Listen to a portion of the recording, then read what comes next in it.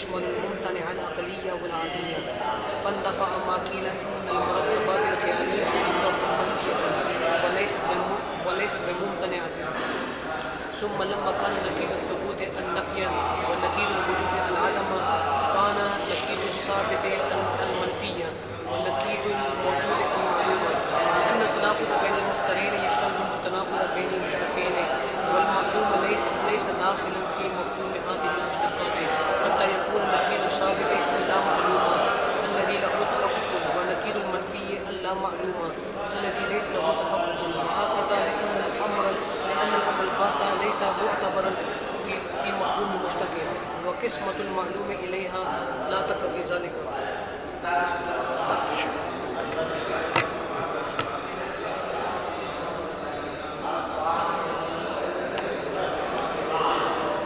اب انہوں نے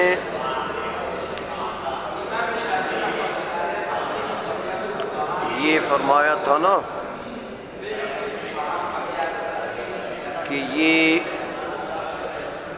معلوم جو ہے اس کا تحقق فی نفسہ ہے کہ نہیں ہے.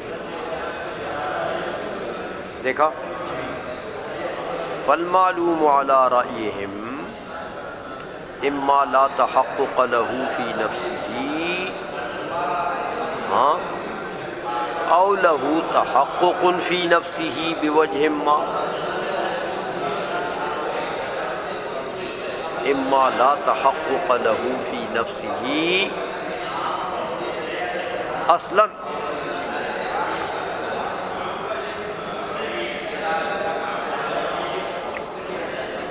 تو میاں یہ فی نفسہ کا جو لفظ ہے لا تحقق له فی نفسہ، تو اس کا نام کیا رکھ دیا؟ وہ المنفی. شارح نے فرمایا المساوی للممتنع، جس کا تحقق فی نفسہ نہیں ہے. تو کیا چیز بنی؟ منفی،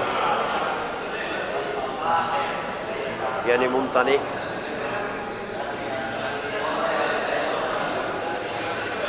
فرماتے یہ فی نفسہ کا کیا مطلب ہے؟ زائد یہ بھی فرماتے ہیں کہ فی نفسہ کے دو معنی ہو سکتے ہیں کہ لا تحقق له فی نفسہ، فی نفسہ کا جو لفظ ہے یہ حکماء کے عرف میں دو معنوں پر آتا ہے.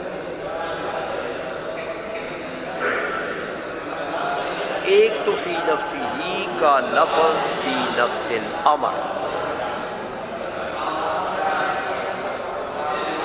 اگرچہ یہ امر کا لفظ تو اس کے اندر موجود نہیں ہے نا، لیکن یہ عرف قرینہ ہے اس کے اوپر. عرف حکماء کا عرف یہ قرینہ ہے اس پر کہ یہ نفس کی اضافت یہاں پر امر کی طرف.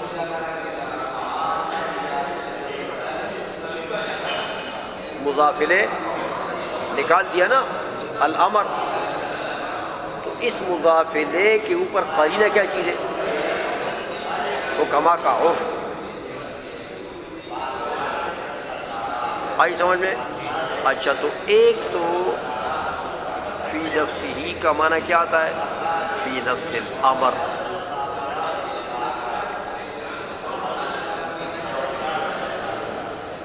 دوسرا فی نفسہ کا معنی حکماء کے عرف میں فی ذاتہ آتا ہے. فی نفسہ فی ذاتہ، کیونکہ نفس اور ذات ایک چیز ہے. تو میاں یہ دو معنی فی نفسہ کے آتے ہیں. تو یہ پہلے جو فرمایا کہ اما لا تحقق له فی نفسہ اصلا، اگر فی نفسہ کا پہلا معنی لیا جائے کہ لا تحقق لہ فی نفس الامر اصلاً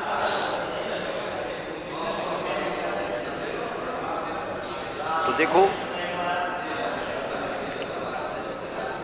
اصلاً جس چیز کا تحقق نفس الامر میں نہیں وہ کون سی چیز ہے؟ محض اعتباریات.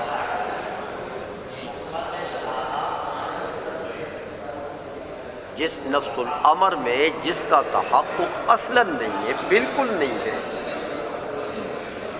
بالکل نہیں کیا مطلب؟ کہ بذاتی ہی بھی وہ چیز نفس الامر میں موجود نہیں ہے اور بے منشئی ہی بھی موجود نہیں ہے، تو اصلاً نہیں ہے. جیسے مثال آپ پہلے پڑھ چکے ہیں کہ انیاب الاقوال، کہتے بہو کی داڑھیں.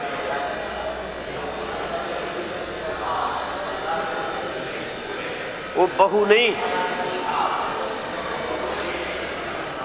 بہو کی داڑھیں نہیں، بہو پشتو میں جو بہو کہتے ہیں، بالا کی داڑھیں.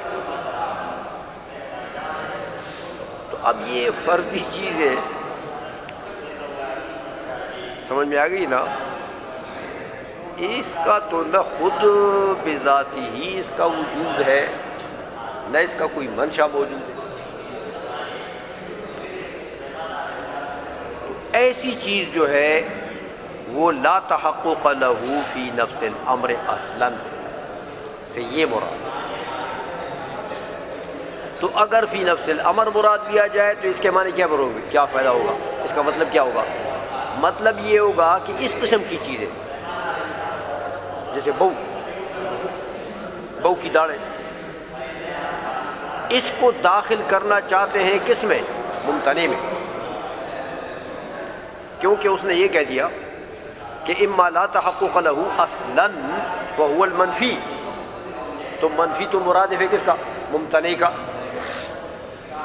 تو جس کا اصلاً تحقق نہیں ہے، یعنی بذاتی موجود نہیں نفس الامر میں، بے منشئی موجود نہیں ہے نفس الامر میں، تو وہ کیا ہو گیا؟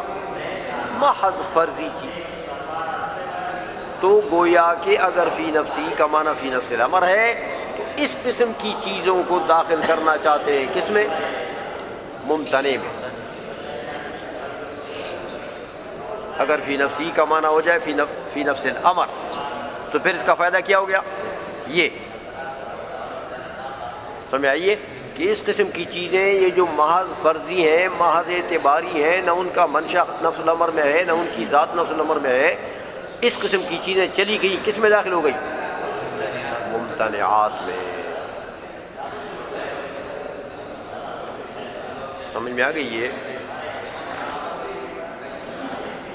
تو ممتنع کا پیٹ ذرا اور بڑھ گیا نا.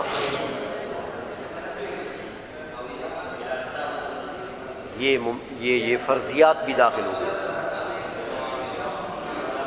آئی سمجھ میں؟ یہ تو فی نفسی ہی سے اگر مراد لیا جائے فی نفس الامر، لیکن اگر یہ فی نفسی کا دوسرا معنی لیا جائے، دوسرا معنی کون سا تھا؟ فی ذاتی ہی، کہ ما لا تحقق لہ فی ذاتی ہی. تو اس کا معنی پھر مطلب کیا ہے؟ کہ بذات اس کا تحقق نہیں. بذات تحقق معنی وجود، بذات وہ موجود نہیں. بذات وہ موجود نہیں ہے، بالطبع تو موجود ہو سکتا. تو یہ جو احوال ہیں جن کا وجود طبعی ہے، ان کو داخل کر دیا کس میں؟ ممتنع میں.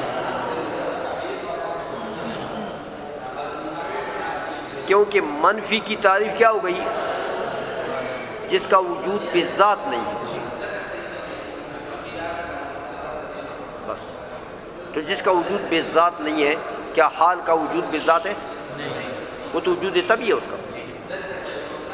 تو جس کا وجود طبعی ہے وہ داخل ہو گیا کس میں؟ ممتنع میں. تو طبعیات فی الوجود یہ بھی چلے گئے اس اعتبار پر داخل ہو گئے کس میں؟ ممتنع میں. آئی سمجھ میں کہ نہیں سمجھ آئی؟ کہتے میاں یہ فی نفسی کا لفظ جو ہے یہ ان دو معنوں پر اطلاق ہوتا ہے اور دونوں میں سے ہر معنی کا مفاد جداگانہ ہے. ہر معنی کا مفاد ہو جداگانہ. سمجھ گئے ہو کہ نہیں سمجھے ہو؟ ترجمہ کرو. کہتے میاں وَأَرَادَ بِقَوْلِهِ مَا لَا تَحَقُّقَ لَهُ فِي نَفْسِهِ. یہ جو فی نفسہ ہے اس سے کیا مطلب؟ ما لا تحقق له فی نفس الامر، ایک معنی. دوسرا وما لا تحقق له باعتبار ذاته، فی نفسہ فی ذاته، یہ دو معنی ہر ایک کا فائدہ بتا دیں. ففائدۃ قوله فی نفسہ علی الاول، اگر فی نفسہ کا معنی کون سا لے لو تم؟ فی نفس الامر، تو لا تحقق له فی نفس الامر معنی ہو گیا نا. تو پھر جس کا تحقق نفس الامر میں نہیں ہے اصلا نہیں ہے، تو کیا مطلب وہ کہ نہ وہ بذات موجود ہے نفس الامر میں، نہ بالمنشا موجود ہے، تو اعتباری محض رہ گیا نا. ہاں تو کہتے فائدہ یہ ہوا کہ ادخال الاعتباری المحض فی الممتنع، کہ وہ جو اعتباریات ہے نا جیسے انیاب الاقوال یہ چلے گئے داخل ہو گئے کس میں؟ ممتنع میں. اچھا یہ تو اس کا فائدہ ہو گیا. وعلی الثانی، اور اگر دوسرا معنی لے فی نفسی کا معنی کون سا؟ فی ذاتہ، کہ ما لا تحقق له فی ذاتہ، جس کا وجود ذاتی نہیں ہے تو وہ ممتنع ہے، وہ منفی ہے. جو مرادف ہے ممتنع کا وہ ممتنع ہے، تو وجود ذاتی نہیں تو بس وہ ممتنع ہے. تو جس کا وجود طبعی سمجھ میں آئیے. اس لیے کہتے ہیں میاں وعلی الثانی، اگر دوسرا معنی لیں گے تو پھر فائدہ کیا ہوگا؟ ادخال ما له تحقق طبعی فیہ، ہاں جس کا تحقق طبعی ہے اس کو داخل کرنا ہے کس میں؟ فیہ فی الممتنع. یہ تو فی نفسہ کے دو معنی آتے ہیں، تو کما کے عرف میں اور ہر معنی کے اعتبار سے گویا کہ اس کا مفاد آپ کو بتا دیں. نہیں سمجھے ہو شیخانو؟ اچھا یہ تو بات ہو گئی ختم. اب ایک نیا اعتراض یہاں پر ہوتا ہے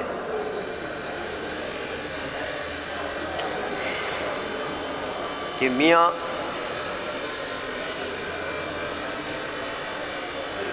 تم نے یہ کہا کہ یہ جو منفی ہے نا یہ المساوی للممتنع ہے. شارح نے کہہ دیا نا کہ منفی کیا ہے؟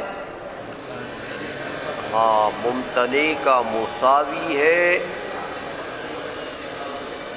یعنی یوں سمجھو کہ ممتنع کا مساوی فی صدق ہے، یعنی جہاں پر ممتنع صادق آئے گا وہاں منفی، اور جہاں منفی وہاں ممتنع. حالانکہ یہ بات تو صحیح نہیں ہے.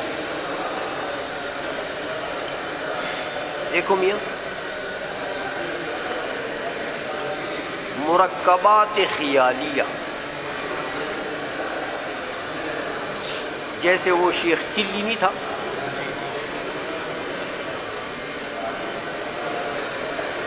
شیخ چلی نے انڈے اکٹھا تھا، انڈے خریدتا تھا نا دیہاتوں میں،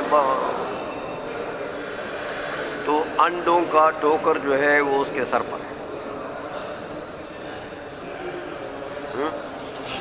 تو جا رہا ہے، کہتے ہیں انڈے انڈے بیچو، آواز بھی دے رہے لوگوں کو،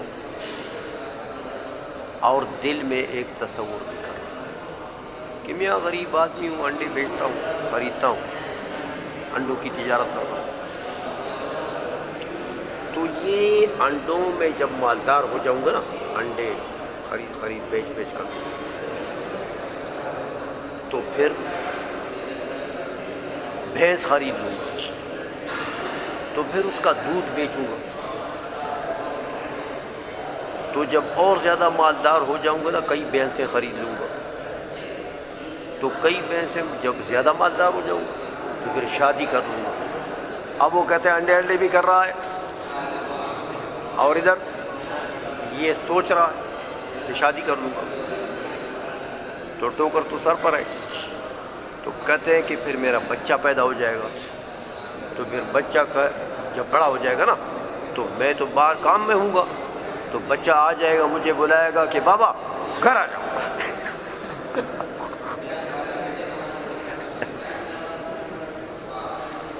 تو اب گھر آ جاؤ کے ساتھ ٹوکرا جو ہے وہ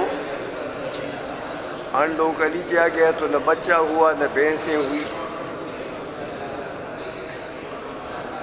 نہ شادی ہوئی۔ یہ ساری چیزیں تو اس ٹوکرے کے اندر تھی نا، تو ٹوکرا گیا ختم۔ تو یہ جو شیخ چلی کا اتنا مرکب تصور ہے، یہ کیا ہے؟ مرکبات خیالی میں سے ہے۔ ہاں، تو یہ جو مرکبات خیالیاں ہیں، دیکھو ان کا وجود ہے، منفی ہے نا، وجود نہیں تو کیا ہے؟ معدوم، یعنی منفی۔ تو ان مرکبات خیالیہ کے اوپر منفی تو صادق آتا ہے، لیکن ممتنع صادق آتا ہے، ان کا عدم ضروری ہے، عدم ان کا واجب ہے، تو ممتنع تو نہیں۔ تو یہ تم نے کیسے کہا کہ منفی جو ہے یہ مساوی ہے کس کا؟ ممتنع کا۔ نہیں سمجھ آئی؟ یہ اعتراض ہوا میر سید شریف کے اوپر، کیونکہ المساوی کا لفظ اس نے کہا ہے۔ سمجھ آ گئی بات ہو؟ اچھا، اس کا جواب دیتے ہیں، کہتے میاں یار تم بھی شیخ چلی کے بھائی، ایک بات سن کر تو بس ہمیشہ اسی پر فتوے دیتے ہو، ہمیشہ ایک جیسی نہیں ہوتی بات۔ اصل میں بات یہ ہے کہ ممتنع، ایک تو وہی ممتنع کون سا؟ جس کا عدم ضروری ہو، یعنی جس کا عدم واجب ہو۔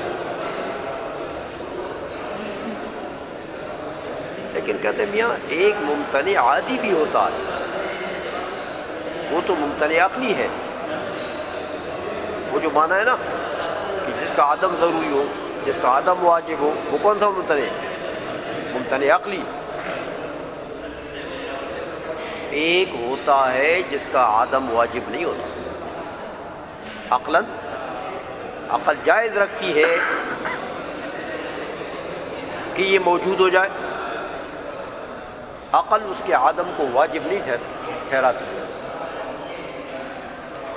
لیکن عادت ایسی جاری نہیں ہے کہ وہ موجود ہو جائے۔ عادت اس کو، اس کے وجود کو، اس کے عدم کو ضروری قرار دیتی ہے۔ عادت الناس، تو اس کو کیا کہتے ہیں؟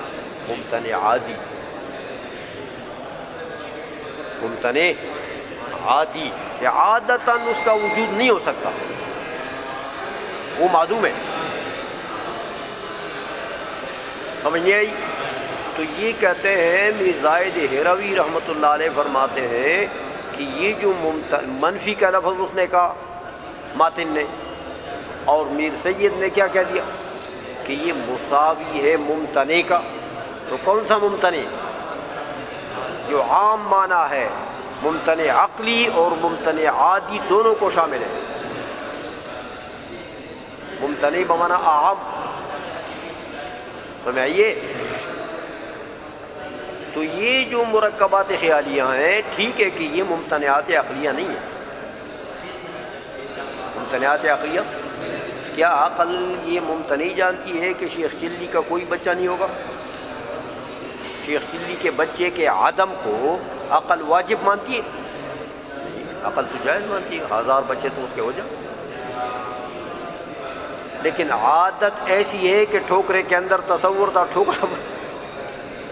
ٹھوکرا ٹوٹ گیا، انڈے سارے ٹوٹ گئے، تو عادت ایسی ہے کہ پیسہ ایک نہ ہو اور بھینسیں بھی خرید لے.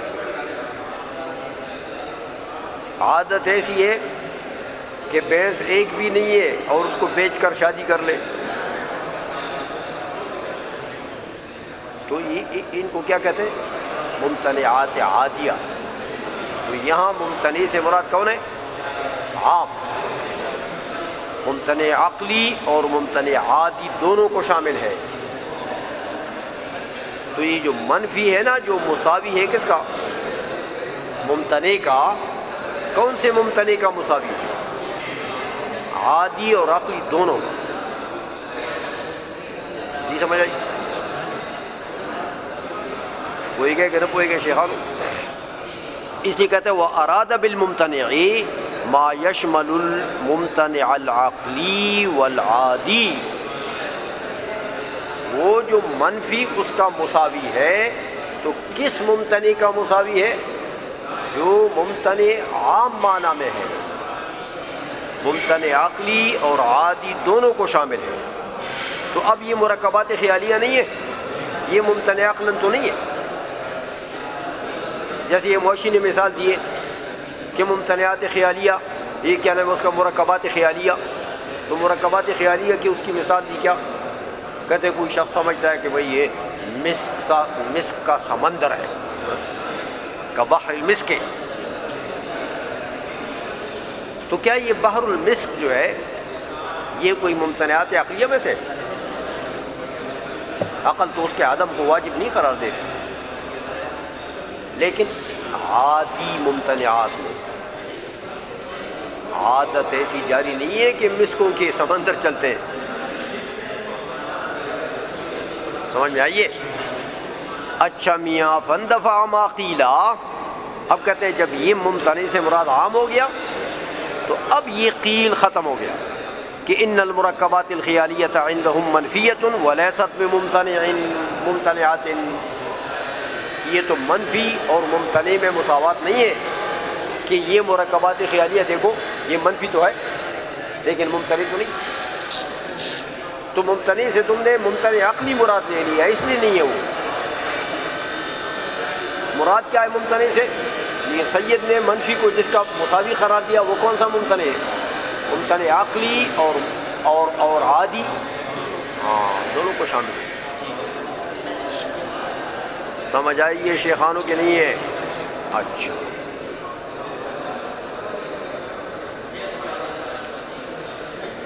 اچھا اب ایک اور بات کہتے ہیں. چلو یار بس